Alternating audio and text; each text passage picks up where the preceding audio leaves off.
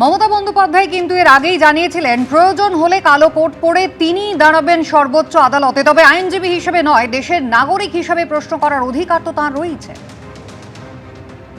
দরকার হলে আমিও সুপ্রিম কোর্টে গিয়ে মানুষের হয়ে আমি প্লিড করব, আমি মানুষের হয়ে কথা বলবো।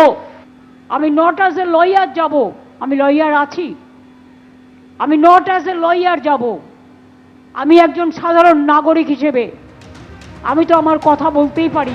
42 দিনের মধ্যে 6টি চিঠি, আর এবার দিল্লিতে গিয়ে মুখ্য নির্বাচন কমিশনার জ্ঞানেশ কুমারের সঙ্গে দেখা করতে চলেছেন মুখ্যমন্ত্রী মমতা বন্দ্যোপাধ্যায়।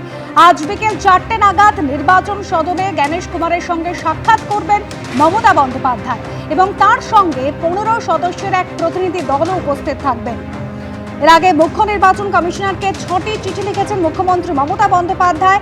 একেবারে গতকাল দিল্লি যাওয়ার আগে শনিবারও তিনি চিঠি দিয়েছেন এবং তাতে তিনি অভিযোগ করছেন যে দেশের মধ্যে পশ্চিমবঙ্গে এই 8100 জন মাইক্রো অবজারভার নিয়োগ করা হয়েছে, যাদেরকে পর্যাপ্ত প্রশিক্ষণ দেওয়া হয়নি, বিধি ছাড়াই নিয়োগ করা হয়েছে।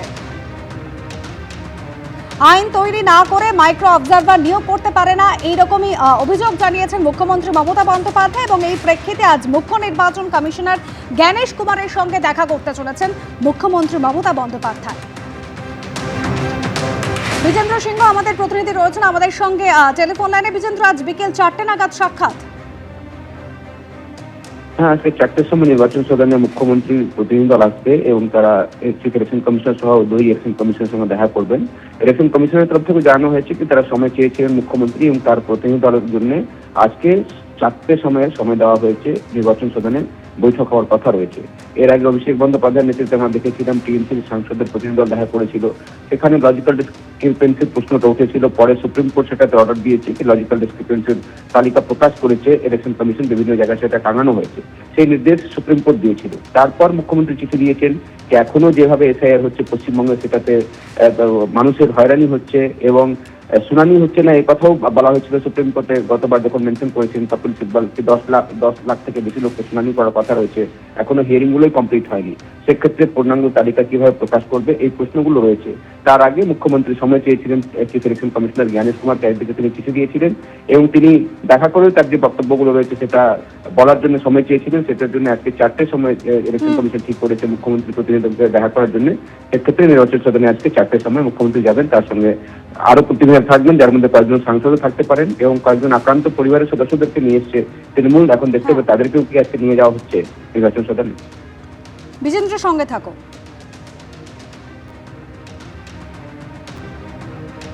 গত কয়েক মাসে এসআইআর আশঙ্কায় বিভিন্ন সময় রাজ্যের বিভিন্ন এলাকায় সাধারণ মানুষের মৃত্যুর অভিযোগ উঠেছে, আর এরকমই 100রও বেশি পরিবারের সদস্যদের নিয়ে দিল্লি নিয়ে গেছে তৃণমূল এবং আজ মুখ্যমন্ত্রী মমতা বন্দ্যোপাধ্যায় তিনি সাক্ষাৎ করছেন মুখ্য নির্বাচন কমিশনারের সঙ্গে। আপনি কোথা থেকে এসেছেন? মুর্শিদাবাদ থেকে।